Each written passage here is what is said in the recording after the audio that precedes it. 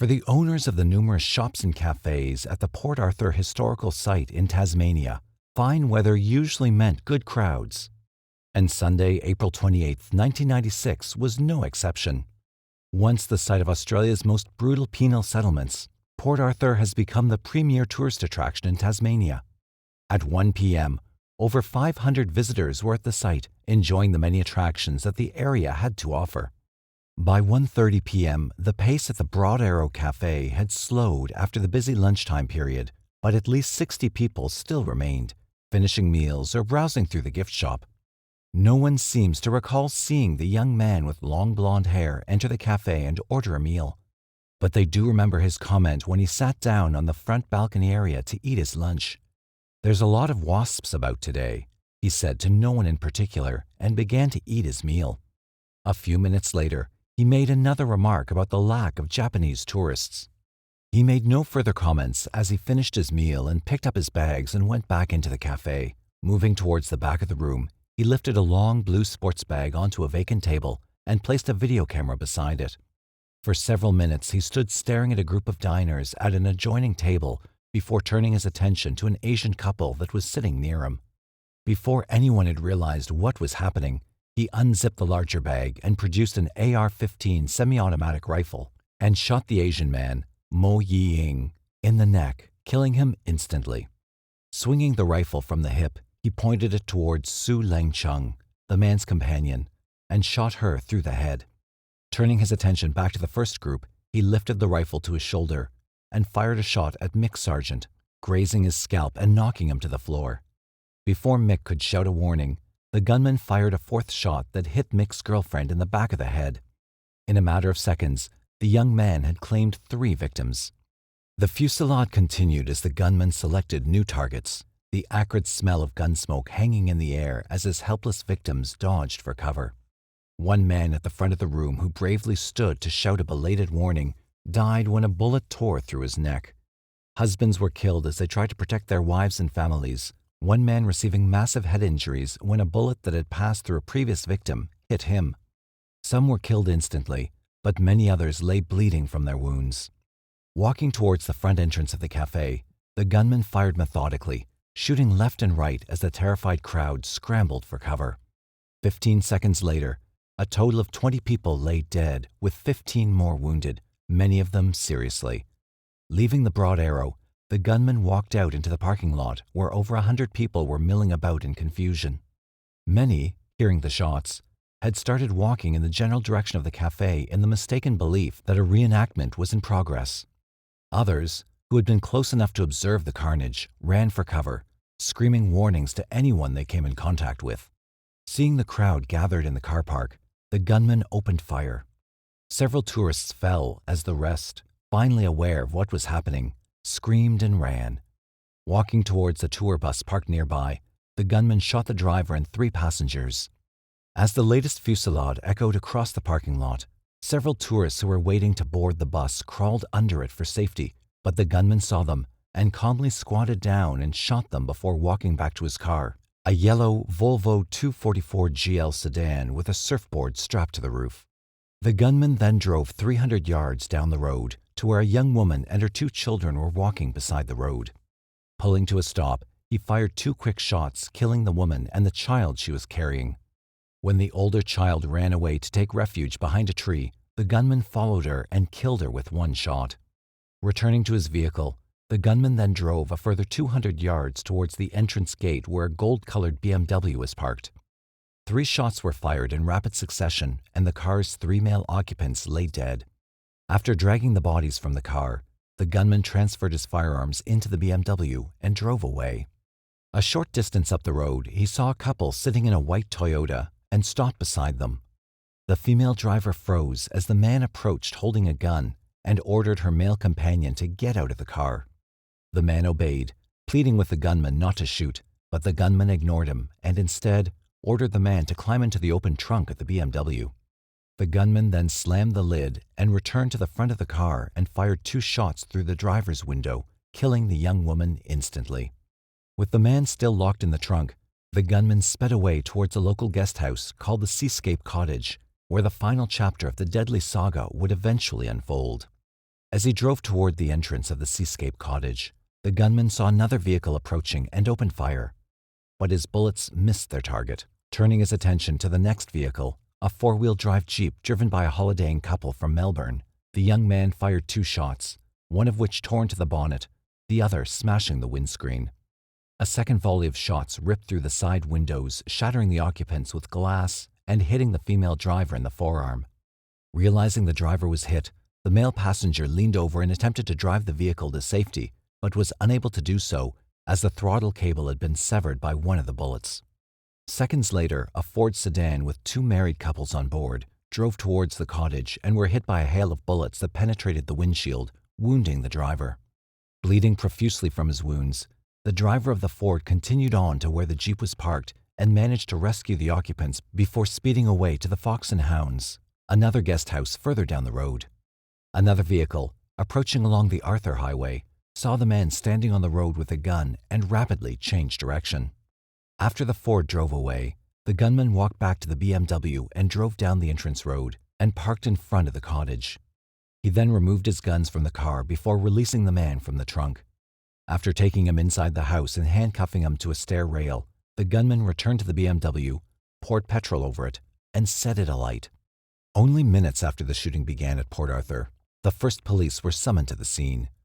Hearing the emergency radio call, 2 young constables, Paul Hyland and Gary Whittle, drove rapidly towards the area. As Constable Hyland approached Seascape Cottage, he saw the damaged vehicles on the side of the road and stopped to investigate. Seeing smoke billowing from the car parked in front of the cottage, he drove back down the highway to set up a roadblock.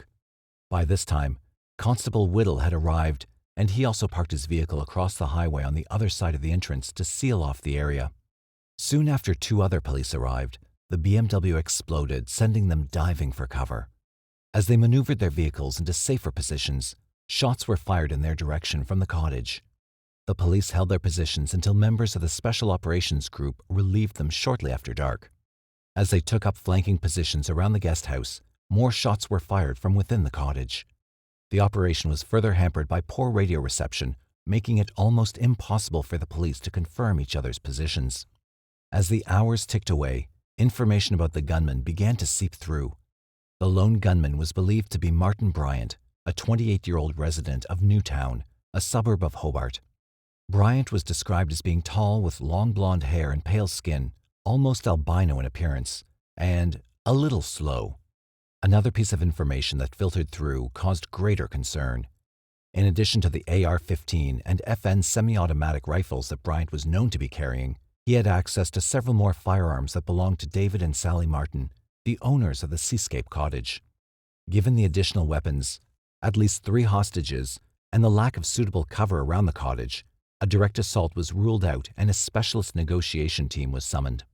Off and on for the next 6 hours, the senior police negotiator, Sergeant Terry McCarthy, spoke to Bryant over the phone. During the course of the negotiations, Bryant's only demand was that he be given a ride in an army helicopter. Eventually, contact with the cottage was lost when the batteries went flat on the cordless phone that Bryant was using. As the vigil continued, police reinforcements from as far away as Victoria and New South Wales arrived at the scene, creating the largest single police action in Australia's history. The next morning, Monday, April 29th, senior police met to decide the next course of action. Shortly after, smoke was seen billowing from the cottage, and at 8:25 a.m., Martin Bryant ran from the building, his clothing ablaze. As police rushed forward to make the arrest, Bryant tore his clothes from his body and gave himself up. Later, as ambulance officers smothered his skin with ointment, Bryant asked them if it was petrol they were using. He was later conveyed to the same hospital where many of his victims were fighting for their lives. After the fire was put out, more bodies were found inside the cottage. Including the dead were the Seascape's owners, David and Sally Martin, and Glenn Pears, the man that had been locked in the car. Police would later establish that Pears had been murdered sometime during the negotiations, and Bryant killed the Martins prior to his arrival at Port Arthur. In a period of just over 19 hours, Martin Bryant, a man described by locals as being a quiet lad and a bit of a loner, had killed 35 men, women, and children, and wounded another 18. From an early age, Martin Bryant was an unusual child.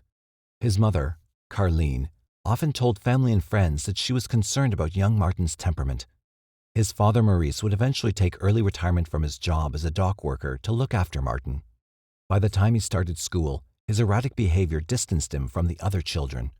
It wasn't until he reached primary school that he was found to have a below-average IQ and put into special classes. One of his teachers at Newtown High remembers him as totally isolated in his own little world. In fact, he was more isolated than several deaf children who were in the same class. What was more intriguing was that Martin seemed to prefer it that way and was at his happiest when he didn't have to interact with anybody. As he got older, his strange detachment became more apparent, even when confronted with traumatic and sometimes dangerous situations. On one occasion, when he and a girlfriend were marooned in a dinghy in heavy seas off Bass Strait, Martin showed a complete lack of emotion when the couple was rescued by a fisherman. He showed a similar detachment when his father supposedly committed suicide by drowning himself in a dam on the family's property. When he was asked to help find his father's body, Martin seemed to be enjoying himself immensely and showed no sign of concern over his father's death. According to an ambulance officer at the scene, Martin knew more about the death of his father than he was telling. Although Maurice Bryant was found at the bottom of a dam with a weighted diver's belt wrapped tightly around his throat, police treated the matter as a suicide when they found a suicide note and an amount of cash in a car on the property. Because of his strange behavior, Martin was often bullied and on one occasion was almost drowned by a group of children he was tormenting. As he grew, Martin's behavior became more cruel and bizarre. In one incident, while skin diving with a friend, Martin jabbed a hand spear into the head of his companion while he was surfacing.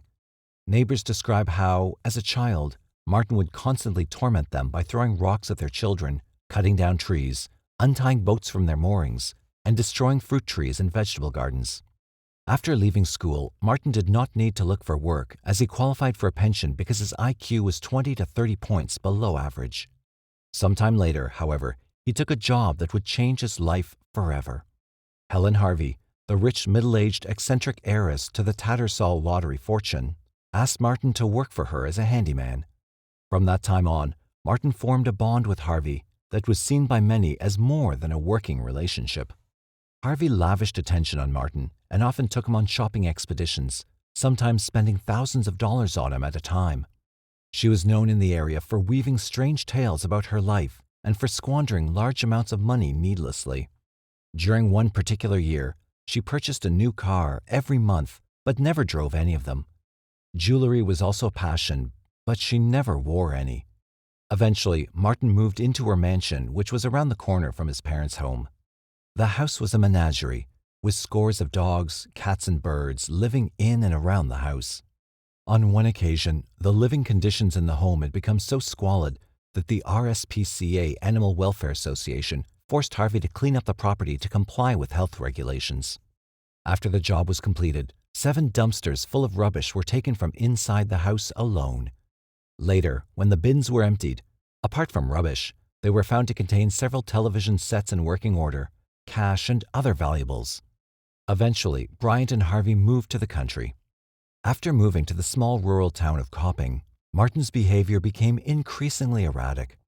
When he was kicked off a bus for harassing a young schoolgirl, he hailed a cab and chased the bus to abuse the driver. Not long after moving to the new area, his neighbors began to complain about Martin prowling around their properties late at night. He was later reported for threatening a neighbor with a rifle and became increasingly obsessed with firearms. One family friend remembers him constantly showing off with his guns and bragging about taking pot shots at the tourists who stopped at the apple stand near the property's front gate. Regardless of the numerous complaints about his behavior, Martin spent some of the happiest years of his life in Harvey's company. This was all to come to a tragic end when Harvey was killed in a traffic accident, which some believed was caused by Martin tugging at the steering wheel while Harvey was driving, a dangerous prank that Bryant was known for. The police later investigated the matter, but cleared him of any involvement. With the 2 most influential figures in his life dead, Martin was left largely on his own. Named as the sole beneficiary of Harvey's estate, Martin now had a mansion in Hobart and cash in excess of $500,000 to spend any way he wanted. Following Harvey's funeral, Martin moved back to the house in Hobart but became restless. With a virtually endless stream of income, he was free to choose any lifestyle he wanted. He soon discovered overseas travel and made 30 trips within a 3-year period. During this time, he made few friends. His only social contacts were whoever sat beside him on the aircraft and shop owners and cafe proprietors, many of whom remember him for the many outrageous outfits he wore. His relationships with women were just as bizarre, with Bryant making approaches to any female regardless of age, often making lewd comments about their appearance and his sexual preferences, which seemed to include bestiality. Unable to build a normal relationship, Bryant indulged his physical needs by hiring prostitutes to come to his house. Several who visited him at the mansion refused to go back, as they found him and his surroundings creepy. In the months before the massacre, Martin visited Port Arthur several times. During this time, he bought a new sports bag. The shopkeeper who sold it to him remembers him measuring several before deciding on which one to purchase. Although many psychologists believe that Martin Bryant's actions on that fateful day stemmed from impulsive behavior, the sports bag incident and the fact that he had visited the site numerous times in the weeks preceding the attack suggest that the killings were planned in advance and carried out with cold, calculating precision. While Martin Bryant recovered in Royal Hobart Hospital under heavy guard, the families and friends of the victims attempted to come to terms with the tragedy. After the police completed their reconstruction of the massacre, they estimated that, from the time Bryant had started shooting until the time he left the historic site, only 8 minutes had elapsed. In just 8 short minutes, Martin Bryant had taken the lives of 11 Tasmanians, 12 Victorians, 1 South Australian, 4 from New South Wales, 4 from Great Britain, 2 Malaysians, and another man from Southeast Asia. Of the injured, 15 were Australians, 2 others a Canadian and an American. When police later released the information that Bryant had purchased the military-style weapons used in the attack from a Hobart gun dealer without any form of licensing, it resulted in an uproar. Virtually overnight, large numbers of private citizens called newspapers, television stations, and talkback radio shows demanding that Australia's disparate gun laws be urgently reappraised. Within days, many politicians added their support and met to discuss a new set of national gun laws, including a total ban on all semi-automatic weapons. In response, representatives of several prominent pro-gun lobby groups protested against the sweeping changes, citing that the laws would only serve to place restrictions on decent, law-abiding citizens and not the lunatic fringe that procured their firearms illegally. Although much of the blame for Port Arthur was centered on the availability of guns used in violent crimes, Australia's homicide statistics prove otherwise. Tasmania, Martin Bryant's home state, has the lowest murder rate in the country, with just 0.85 murders per 100,000 population, a rate far lower than Japan, which has some of the strictest gun laws in the world. According to the Australian Institute of Criminology, fists, knives, and blunt instruments are the most frequently used weapons in homicides, with guns accounting for just 25%. Despite numerous protests, Prime Minister John Howard later implemented sweeping reforms regarding gun ownership in Australia, which included bans on the importation and sale of most military-style semi-automatic weapons. In the weeks and months following the massacre, Bryant was subjected to 4 major psychological examinations. But, despite theories that he may be suffering from schizophrenia and a personality disorder called Asperger's syndrome, which resulted in inappropriate mannerisms and actions, Martin Bryant was declared legally sane and fit to stand trial. In an earlier police interview, when asked for reasons for his actions, a smiling Bryant said, "I'd really love to help you out, but I can't." The trial began on November 7th, where evidence was heard relating to the slaughter. Some of the most disturbing being when eyewitnesses related the hideous injuries inflicted upon their friends and families by Bryant, who was described as a laughing, maniacal fool during the shootings. During the entire trial, including the screening of an amateur video of part of the shooting frenzy, Bryant continued to smile and, on more than one occasion, laughed openly. He continued to smile several days later when the jury handed down a guilty verdict, after which he was sentenced to life imprisonment with no possibility of parole. Martin Bryant is now housed in Hobart's Risdon Prison under protective custody. His mother, who, apart from his defense counsel, was Martin's only visitor during the trial, later told interviewers that she wished her son had died along with his victims. When asked how Martin was adapting to life in prison, she answered, He's his usual self. He's smiling and laughing. In a case such as this, it's all too easy to focus on the person responsible and neglect the most important element of any crime, the victim. The following is a list of the 35 men, women, and children that Martin Bryant senselessly murdered on April 28, 1996. May they rest in peace.